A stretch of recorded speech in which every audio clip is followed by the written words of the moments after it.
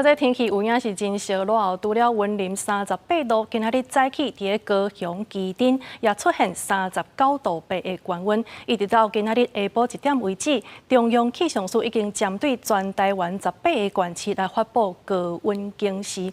专家讲，今年这个反圣婴的现象正在发展，毋若是热人愈热，这风台的数量也会较少。也那这个反圣婴现象到底是啥物呢？咱就请吴欣为大家细分辨。是主播无唔对哦。最近的天气啊，气温是直直升高。今日气象署就针对18县市发布高温特报，尤其伫咧屏东是红色警戒，要注意38度的极端高温。今年咱台湾夏天的愈烧热，就是因为反圣婴有发展的趋势。要什么是反圣婴呢？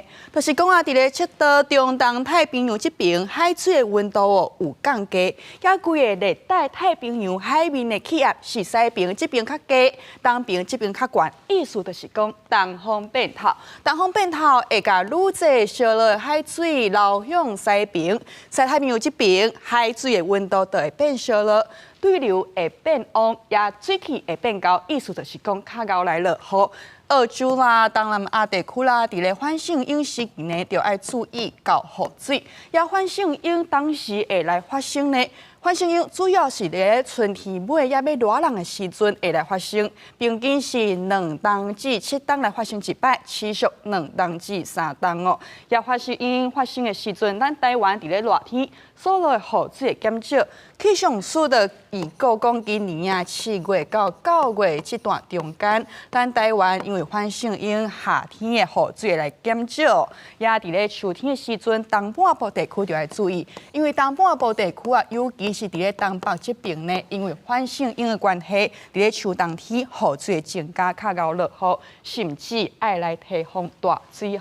也反圣婴反映伫咧气温，西太平洋地区，像讲咱台湾，像讲日本甲韩国就变讲真烧热，尤其啊是反圣婴伫咧发展，咱台湾夏天会愈高温，会变愈烧热。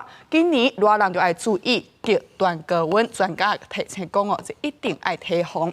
也热人到啊，大家拢会关心讲敢会做风台。